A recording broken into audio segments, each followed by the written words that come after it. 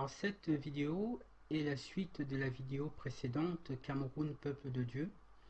Et si vous ne l'avez pas visionné, je vous suggère de le faire. Le lien sera d'ailleurs disponible sous cette vidéo parce que ça va vous permettre de mieux percevoir l'intérêt de cette vidéo-ci. Je fais juste un bref rappel de ce qui était démontré dans la vidéo précédente.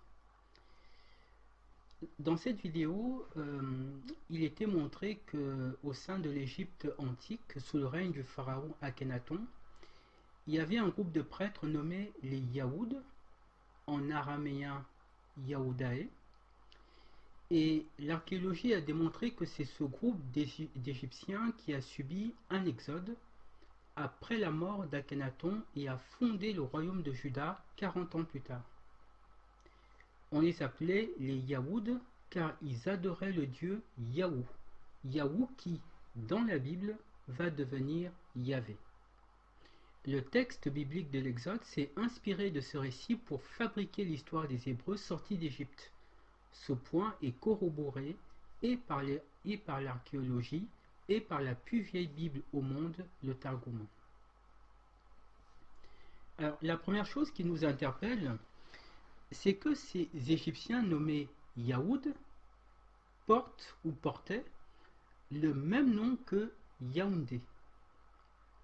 Yaoud, c'est en égyptien, en araméen ça donne Yaoudae, en hébreu ça donne Juda, et en français ça donne Yaoundé. C'est exactement le même mot. Et donc, la vidéo précédente postulait que les Yaouds qui ont fui l'Égypte au XIVe siècle avant notre ère se sont en grande partie établis dans ce qui constitue aujourd'hui le Cameroun, ce qui fait des Camerounais les véritables héritiers de ce peuple. Ce point est très important parce que la Bible a remplacé le mot Yaoud par le mot hébreu, faisant des Hébreux le peuple élu. Or, comme je l'ai dit, l'archéologie et le Targum prouvent que le peuple qui est sorti d'Égypte, ce ne sont pas les Hébreux, mais les Yaouds, ce qui signifierait donc que le véritable peuple élu, même si je n'aime pas beaucoup cette expression, le véritable peuple élu, c'est le Cameroun. Maintenant que j'ai posé les bases, eh bien, on va essayer de démontrer la filiation entre les Camerounais et les Yaouds de l'Antiquité avec des éléments concrets. Dans la vidéo d'aujourd'hui, on va parler d'une montagne du Cameroun qui s'appelle le mont Yahou. On va parler de l'emplacement de cette montagne et voir que sa configuration rejoint tout simplement la genèse de la cosmogonie égyptienne. Pour comprendre pourquoi cette montagne constitue la preuve de ce que j'ai dit précédemment, on va se pencher sur l'Égypte, puis sur la Bible, et on reviendra au Cameroun. La première question que l'on va se poser, et qui est fondamentale pour comprendre l'importance du mont Yahou au Cameroun, est qui est Yahou? On a vu que les Yaouds de l'Égypte antique adoraient le dieu Yahou, qui dans la Bible va devenir Yahvé. Et nous verrons par la suite dans cette vidéo qu'au Cameroun, il y a une montagne qui s'appelle le mont Yahou. On va donc d'abord essayer de comprendre qui est ce dieu. Yahou, c'est le dieu suprême de l'Égypte antique. C'est le dieu primordial, le démiurge, aussi connu sous le nom d'Atum. Atum, que l'on appelle aussi Aton. Mais ce qui est très intéressant, c'est comment ce dieu est venu à l'existence. Claire Lalouette, dans son livre, alors je rappelle d'abord brièvement qui est Claire Lalouette. Et Claire Lalouette était une égyptologue française qui est décédée en 2010 et elle était également professeure émérite à la Sorbonne.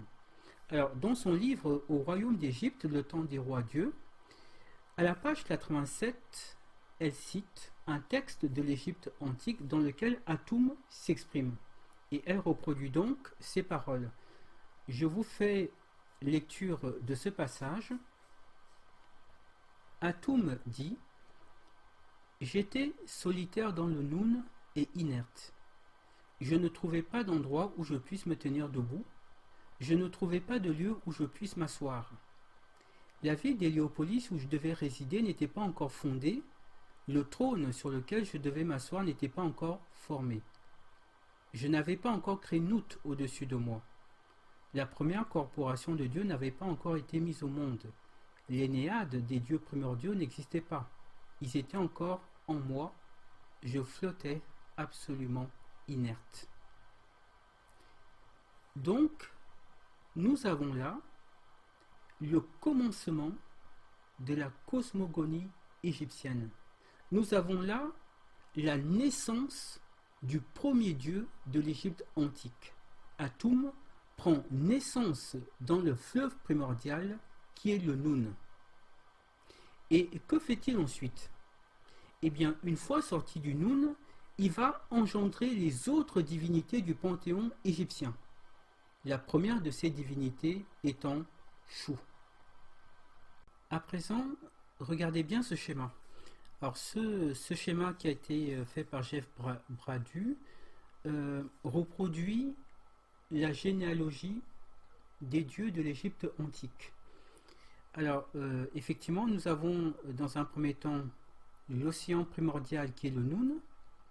Le Noun engendre Atum ou Yahou, et Yahou va engendrer toutes les autres divinités. Et la toute première divinité qu'il va engendrer, comme on le voit ici, c'est Chou. Voilà. Donc là, c'est vraiment le principe initiateur de la cosmogonie de l'Égypte antique.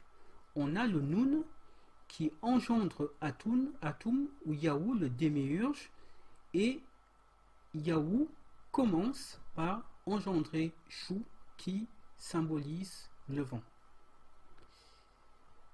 Alors, je vais vous demander de garder cette image en tête. Ces trois éléments sont absolument capitaux pour comprendre ce que je vais vous montrer à la fin au Cameroun. Le Noun, puis Yahou, et ensuite Chou. À présent, nous allons nous tourner vers la Bible. Parce que, comme je l'expliquais dans la vidéo précédente, les rédacteurs de la Bible se sont servis de l'histoire des Yahous de sortant d'Égypte pour fabriquer le mythe des Hébreux sortant d'Égypte. Et on va tout particulièrement s'intéresser à un personnage qui est Josué. Josué, c'est le successeur de Moïse, et c'est lui qui aurait fait entrer les Israélites en terre promise. Tout premier verset du livre de Josué, Josué chapitre 1 verset 1, et notez ce qui est dit. Moïse était le serviteur du Seigneur, et Josué, fils de Noun, était son adjoint. Après la mort de Moïse, le Seigneur dit à Josué. Remarquez que dans ce verset, il est précisé que Josué était le fils de Noun. Dans les Écritures, quand on parle de Josué, régulièrement on précise qu'il est le fils de Noun. Mais cette appellation est très subtile, parce que ici, on essaye de nous faire croire, de sous-entendre, que ce Noun, c'était le père de Josué. En fait, cette appellation est une référence à l'Égypte. Pour s'en convaincre, on va regarder le nom hébreu de Josué, parce que Josué, c'est la forme francisée. Le livre de Josué a été écrit en hébreu, et quand on consulte la version interlinéaire de la Bible, donc là, on a ici la transcription hébraïque, comme vous pouvez le constater, et donc ici, c'est la traduction anglaise, Joshua, the son of Nun, d'accord, et en hébreu, on nous dit Yehoshua bin Nun. Donc c'est Yehoshua, fils de Nun. Le site Wikipédia nous donne cette précision. Regardez ce qui est dit.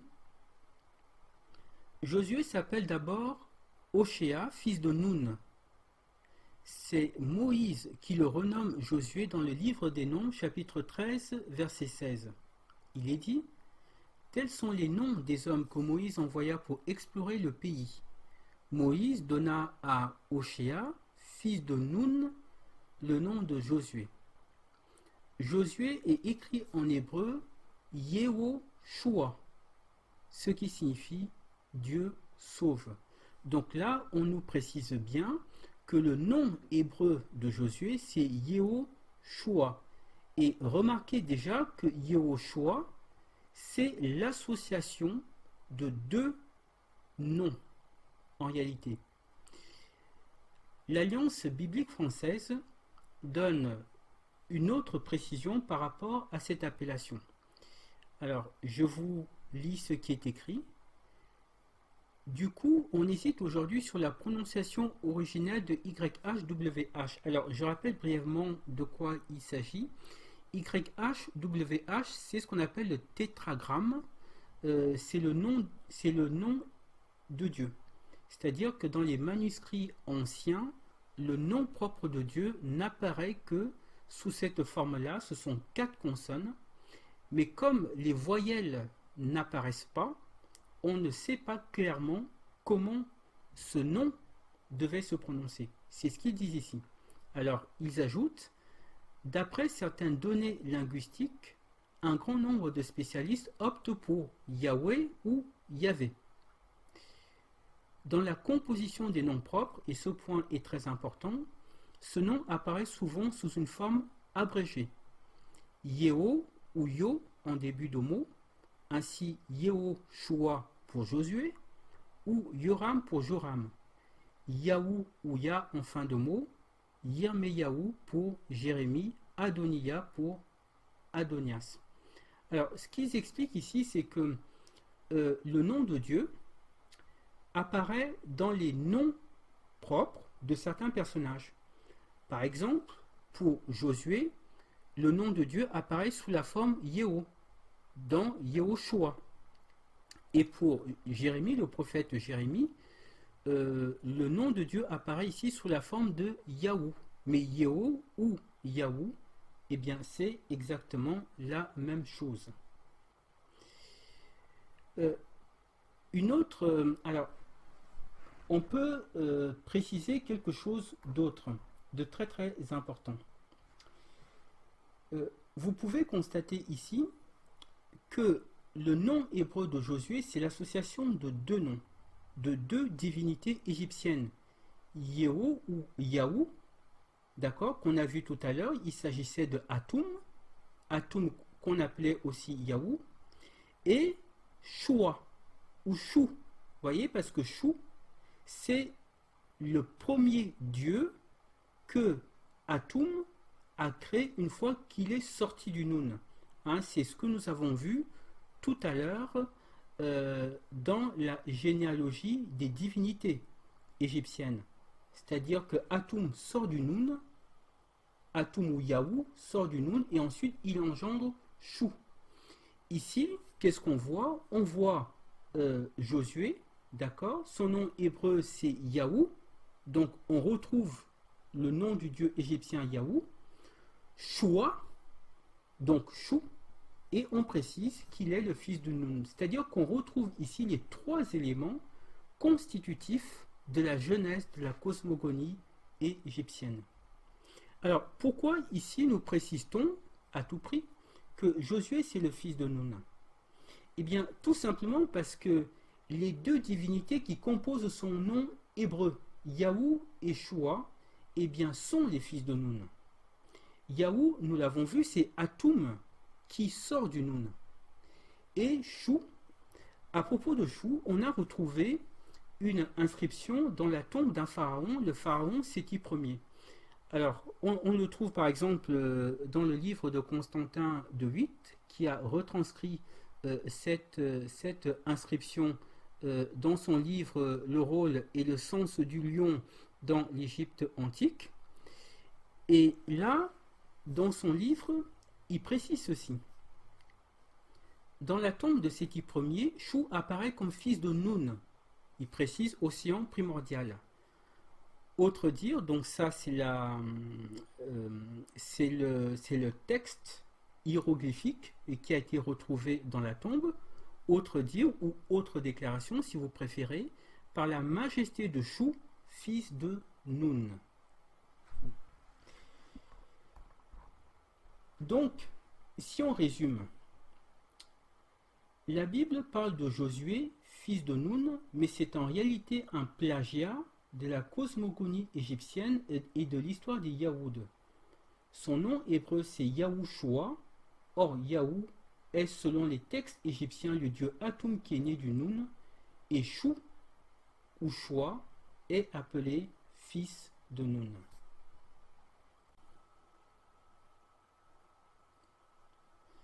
C'est maintenant que les choses vont devenir intéressantes. Si vous avez eu le courage et la patience de regarder la vidéo jusqu'à maintenant, on va désormais se tourner vers le Cameroun et essayer et comprendre quel est le rapport entre le Cameroun et ce qui a été dit précédemment. J'ai indiqué au début de la vidéo qu'il y avait au Cameroun une montagne qui s'appelle le mont Yahou. Mais ce qui est surprenant, c'est qu'il y a aussi, et non loin de cette montagne, un fleuve qui s'appelle le fleuve Nun. Voyez? Et ce qui est également étonnant, c'est que cette montagne et ce fleuve se trouvent dans un département qui s'appelle le département du Nun. Alors, vous avez ici sous les yeux une carte représentant les départements camerounais, et sur la partie verte, eh bien, vous pouvez voir le département du Nun. Dans cette autre carte, le département du Nun est en rouge. Voilà. Et c'est à l'intérieur de ce département que se trouve le mont Yahou. On le voit ici, à cet endroit. Voilà. Donc, on a ici un triangle noir. Et bien, c'est à cet endroit-là que se trouve le mont Yahou. Ce n'est pas encore là où je veux en venir.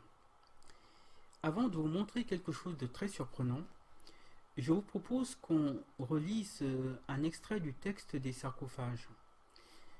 Roger Sabat, dans son livre Le pharaon juif, reproduit les paroles d'Atum telles qu'on les trouve dans le texte égyptien des sarcophages. Ici, Atum déclare « Anre est mon nom, celui dont le nom est ignoré. Je suis Atum sorti du Nun, celui dont le nom sera toujours ignoré, celui dont le nom et la face sont cachés. Je suis cet unique qui traverse le nous et dont les hommes ne connaissent pas le nom. Je suis en vérité l'héritier, Anor Yahou, c'est-à-dire je suis Yahou. En réalité, Atum et Yahou ne forment qu'une seule et même personne. Maintenant, on va vérifier sur le site de Wikipédia si ce que nous venons de lire est bien conforme à la géographie camerounaise. Alors, voyons ce qu'il dit à propos de la rivière Nun.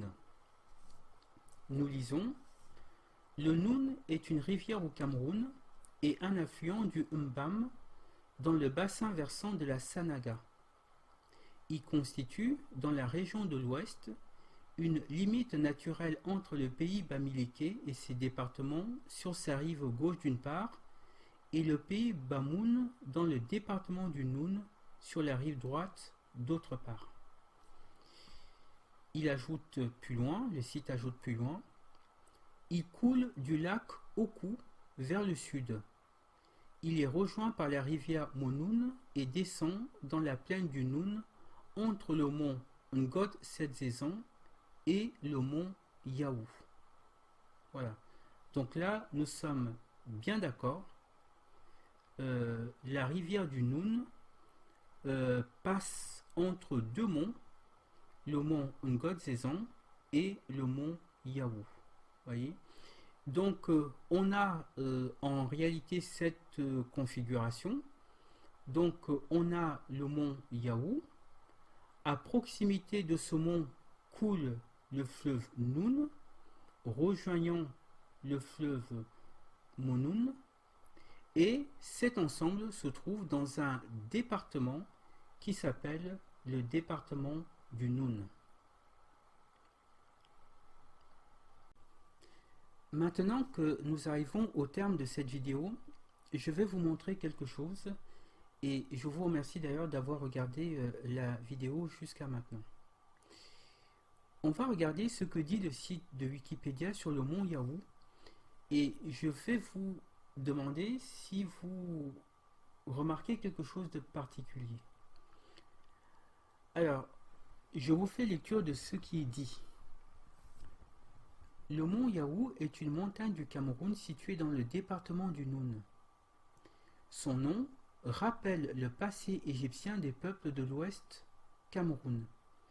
Il dérive du nom Yachou, Yachou, qui signifie fils de la lumière, en rapport avec Chou, le dieu de la lumière dans la mythologie égyptienne. Alors, le site confirme ici plusieurs choses. D'abord que le mont Yahou se trouve au Cameroun dans le département du Noun. Il explique aussi que ce nom est en rapport avec le passé égyptien des peuples du Cameroun.